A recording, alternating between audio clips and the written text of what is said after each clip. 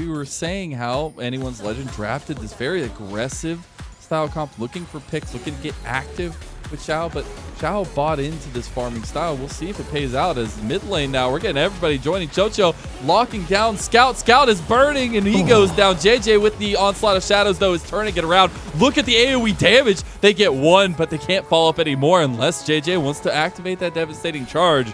Mako's right there to back him up. Still a bit of an uneven fight. The clear will be there and EDG respond. Man, I could not believe Scout nearly actually lived there. Pop the potion to try and survive the ignite. Does go down. There's a trade back, but obviously First Blood is worth more, and the kill went on to Mako. Oh no, they knew. CDZ looking. Oh, beautiful. Hextech ultimatum gets him away from the Meganar ulti, and now Flandre is forced to flash after the stun, also with a nice cheeky little sidestep. Yeah, managed to disengage, but I like we're seeing some proactivity from AL. It does feel slower, right? I would have loved to see this sort of play earlier. Like, this play on a Scout goes a lot smoother if he isn't level 6, but obviously layer the CC quite effectively, but it's that interrupt from Mako. Yeah. The ultimate actually stops the Sonic Wave, the recast from connecting, and so as a result, Scout nearly lives, but still not quite enough, but they managed to trade a kill back. And those are the kinds of plays you needed to see, as you kind of mentioned to earlier for Anyone's Legend pick. And I was kind of highlighting to it earlier before that happened, was you got the LeBlanc and the Lee Sin. You need to get ahead on this. You need to get those Dark Seal stacks going for Forge and especially be able to blow up the backline at any moment to have that threat. But until then, you have EDG who are forcing big fights because they have the team fight advantage. Speaking of, Dredgeline misses. Scout getting locked up here under the tower. Not just yet, but Zenith Blade connects. Might have overextended Chocho, though, and he almost dies. EDG wait for the hook shot. Forge over the wall. Mako almost dying, but they do get Scout after all. Poor Scout. A bit overzealous, and they lock down Scout. Now Viper does have the Cleanser Flash. Should just be able to walk this one out. Andre not going to fall for it. Mega Death Rocket kickback. He did fall for it. He's almost Meganar, though. Can he get the health increase? No, the stun, and Xiaohao gets the kill. Around this as JJ taking a lot of damage. Solar Flare connects. Glacial Augment slowing him down. They're all grouped up, but can it be enough? They're trying to get Viper, but Viper is kiting. The beautiful movement, but AL now have Betty online. The excitedness is starting to happen, and Moonlight Vigil, Mega Nard to the wall is not enough for Flandre. A double kill for Betty. Oh, is it going to be a triple? Betty wants it. No, it's Forge. And 7-1 is Anyone's Legend, and they are upsetting EDG in this turn. About 3,500. JJ, is this the miracle steal? They are forcing this. Moonlight Vigil to ZDZ. I was going to say, AL, you don't need to do this. They still are hovering around at 3,000 health. They do not want to let this go. They smite it down. JJ in the pit. JJ dead in the grave. And EDG running away here. I don't know if they can make it out. They have Betty chasing him down. The Rockets, the Mega Death. Is it going to hit it? Still Chocho following him up, but Chocho dies. Hextech Ultimatum on the Viper does get the kill for ZDZ, and Betty's now getting excited as well. It is tragedy for EDG. All they had to do was pick this series up easily to get their lock into playoffs, but AL say no. You have come to our rip. Oh, there's the desperation. Flandre doesn't get the Meganar, and now they can turn it. Look at ZDZ getting the re-engage. Chocho goes low. Mega Death into the distortion. A double kill for Forge. The world champions are cut. They are bloody, and AL take game 1. I'm just going to say it. If you flip the names, that would have been the expected result. Not only do AL win game 1, but they...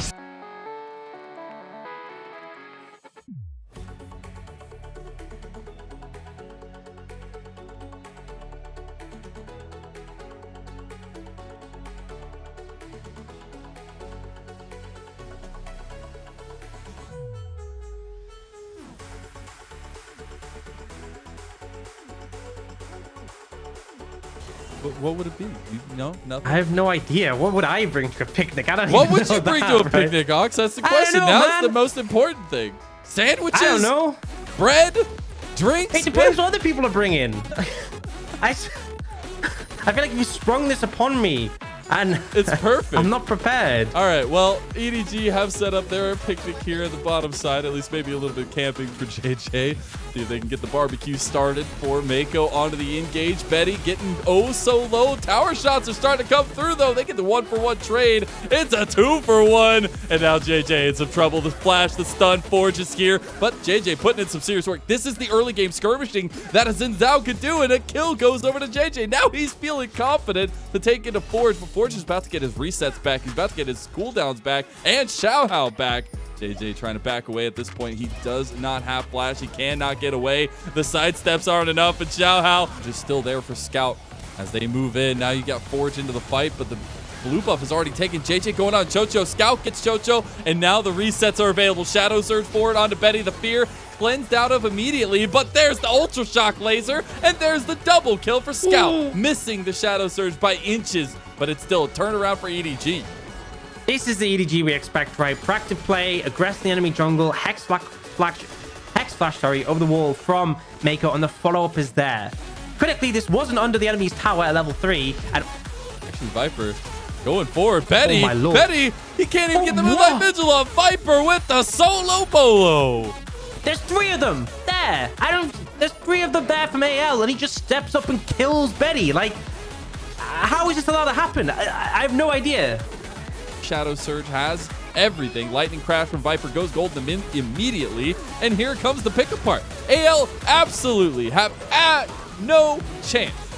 A chance, maybe no chance, because that is a full team fight win. EDG are wiping the floor with them. It's a full ace.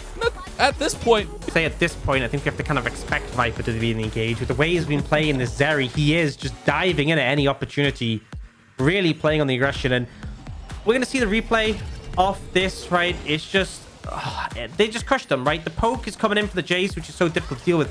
Viper dashing in, stopwatches the Dreadline, and Xiaohao ward hops in. He's like ready to commit onto the play. Yes, the follow-up comes after, but by that point, so much had been invested to deal with Viper. The rest of the team just flies in. Scout one-shotting Forge.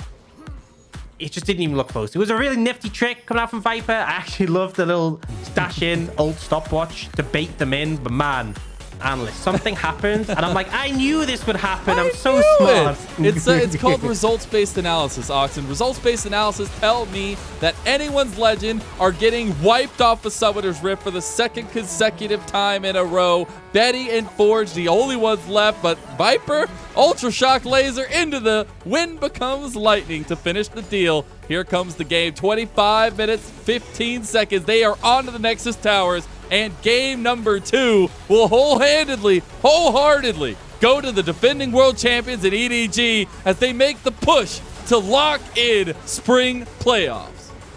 Yeah,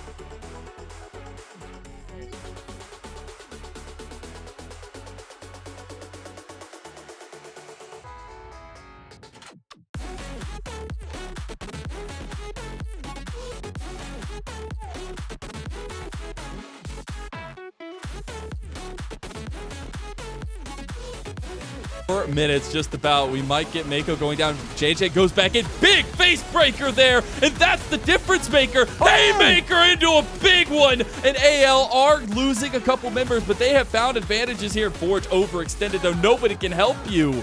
And how does it come from a huge set of events for Chocho to EDG pulling it out beautifully? Why was Betty over the wall? I actually didn't watch that back because I saw it being such a win for AL, and then suddenly Betty's on the wrong side of the Dragon Pit, and then Forge goes after the save. I mean, that should have been a stomp for AL. The fact that it was a 2-for-2, EDG getting away with murder there. It's okay. We obviously saw the start, right? EDG fail to engage. We get this huge face breaker coming in from Chocho that just like kind of grabs everyone together, and then Betty. Yeah, that's your team's face breaker. It's like he flashed away from it. Man, I hope that's not how everything went down, but it sure did look like it. Oh my goodness. There's too many abilities, okay? Cut him some slack. Yeah, I don't know if it was truly that was the thought process. I think him flashing that way was a flat mistake, though. He should have flashed deeper into his team, because that means even if they do kill him, then at least they trade their lives, right? Because AL crushing that fight. And then Forge following over the wall. I'm going to be honest, that should be like a 3-throw AL. The fact it was an even trade, but we're looking for a dive. This is exactly the response and the progressive attitude I want to see from AL, because they're finding Viper and Xiaohao gets the kill. Yeah, I mean, Mako's like, you want to dive? I'm here. I'm ready. And then Viper just, they ignore the Leona, right? They don't care at all. And they're not going to try and dive Leona with all the lockdown. They just take the easy kill on the Viper, deny the farm. So it needs to be a little bit careful with how little the tankiness is going to be there. Rift Herald just taken by EDG. Yeah, easy pickup. They got there first. They had the presence. Critically, Flandre was trading up in the top lane. So very easy setup for EDG to grab that one. But now they're looking for a fight. Just looking for it. 5v5, face breaker again, but the Crescent Guard coming out, and now the reset from Scout is there. Here he comes. Shadow Surge, but can't get Chocho. On the other side, AL, Betty, and Forge are putting up a fight, but here comes Scout again. Misses the Shadow Surge. Now doesn't really have anything, but here's the curtain call. 1, 2, shot, 3 shot is there. 4th shot not going to be there because Scout is dead, and it just ends up being a trade. This is exactly what we planned for. The script writes itself. Dude, this is what I said, right? Game 3, close as heck, and that was such a back and forth. I think the critical thing, right, for AL, I actually think they could have come out ahead, but the major thing is that Xiaohao was one of the first to die, right? So we have this sort of play coming out. Chocho goes in very aggressively and goes for this big slam, right? And then Xiaohao doesn't get the kill, and then is focused down here. Flashes, but can't get. So imagine if you have this Viego alive, getting these resets in this fight, it would make such a difference. Fortunately, you do have Forge able to land some great charms, and I think critically the Ahri is such a massive carry for AL in this one, just constantly getting those more ult charges over the course of it. And yeah, it just ends up being enough. 2-1-3 now for Forge on that Ahri. And the top laners were just watching, right? Or maybe they weren't even watching, they were just laning. They weren't even interested. Like, there's a fight. None of my business. They are committing heavily to this dragon. I think someone take stock off his... both of the carries without sums. That's the deadly flourish as well in the back. Betty in some trouble. Showstopper gets them away and separates the fight. Haymaker as well. And Chocho with the turnaround. Now the souls are Xiaohao's. But Betty's in some trouble now. Scout used the Shadow Surge. Mako left out to dry. They don't have anything anymore. And Xiaohao's getting the resets. The charm did not connect on a Forge. Now curtain call out. This could be the changer, but he can't hit the second shot. He's looking for the 3rd and the 4th. Now they could re-engage, but they decide to back off. 4th shot misses. And EDG. Oh my Lord. God. Oh, the caliber. Oh, he's got him. Viper goes down solo. Bolo for Betty. Throw up that Poro. Contest this, but looks like EDG want to. The Dragon already going down. Mako commits. They've committed on separate sides of the fight. The Dragon actually goes over to Xiaohao at the end of it. Now the curtain call is probably going to be canceled because Forge is right on Viper's tail. We still have Mako taking a 2v1, and AL come out with a trade. Not a trade anymore because Betty picks up Mako, and it's a 2-for-1 with the Dragon pickup, and AL come out on top. Replay, so it is just very much both teams beelining for the junglers. So we see JJ just caught out by the solo laners, and over here Xiaohao gets taken out, sure, but he gets the smite off before he dies, able to secure it. And Mako, I'm sorry dude, nothing you can do there. Yeah, I love the, you know, trying to go as far as they can into the pit there. Already down is the Baron though. Xiaohao gets the smite. Now the fight afterwards though. Mako goes in. You still got the Xiaohao on the engage there, and he's still fighting. Do they get the actual resets though is the biggest problem, because Xiaohao on the but in front of them as the Baron goes down. It's the re-engage, the Showstopper out of the pit, and the focus from AL. Chocho is still alive. Meganar, and it's AL taking it to the World Champions, but Viper is still alive. It doesn't matter. Betty is the carry. Forge is the carry, and EDG lose it again.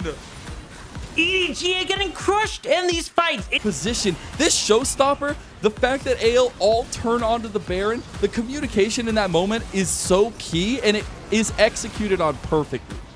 Yeah, and they're set up perfectly. ZDZ had Meganar ready. He literally, it's Chocho lining them up, and then ZDZ gets the strike, slamming them into the wall. Yes, those two. Xiaohao re-engage onto Flandre though, and Forge has found an Everfrost onto JJ. JJ's just dead, and Forge Spirit rushes out. Showstopper by Chocho. The World Champions are going down. The ship is burning, and AL, have they just done it? Yeah, base is in shambles. Still 5 members strong from AL. Then EDG won it though. Big haymaker back, and Mako's already dead with the showstopper. Flandre's trying to do damage. Viper can't get the curtain call damage off, and 5 members strong are still alive. EDG are running for the hills. Meganar ulti, and the world champions are falling down one by one. Xiaohao is still no. Viper with the outplays here. He's got a double, a triple as well. And the defense, we said they didn't need to rush it, and they do. And it ends up falling. But it offers. Branduin's Omen completed for ZDZ as he TPs to the fight. They are looking at the inhib. Mako misses the Zenith Blade. Now the second inhib in the bottom lane is spawning, but ZDZ is starting to rack up the Meganar. Forge getting engaged on. That's needlework used by Flandre. That just might mean a lot of the tools down, a lot of the AoE down in this situation for EDG as their health bars start to get chunked out. Another inhib will fall here. Top lane is pushing. The Baron buff minions are coming through. ZDZ goes mega here and will be looking to push this top side as they still have Baron for so long. EDG just have to hold on. Yeah, and the thing is, because the inhibitors respawn, there's a little bit of reprieve before most super minions come in. Oh, Viper has to cleanse. He's already half health, but he's fine. He does have distance. He has the curtain call available. He'll pull it out as well. Decent damage now that he has the Lord Doms completed. And JJ, he goes in, but Mako as well just dies outright. They do get the trade for Chocho, but this still feels like a favored fight for AL. Flandre having to dash away. It's just one tower, half health left, and it's the cannon minion that's doing the work. Yeah, cannon minion hammering down on it. EDG feeling desperate, but AL not wanting to get caught out again. Oh, there goes JJ. He goes, ZDZ goes golden though. Flandre going back in, having the needle work back. ZDZ almost has Meganar, but that's a big catch out. Scout goes golden. Xiaohao is the first one. No, Heartbreaker back. It's golden all over the place. Can he get the resets though? No, he goes down. Now ZDZ and Betty. Betty is still the focus. Viper can't do anything to help his teammates. And Viper and Scout, the only ones left. Baron minions are everywhere. And Viper takes down ZDZ. This is the miracle play for EDG. Can they make it happen? Forge takes him down, and Betty focusing the Nexus. This could just be it. EDG on the cusp of losing to anyone's legend. That's it. That's the series. The EDG falls.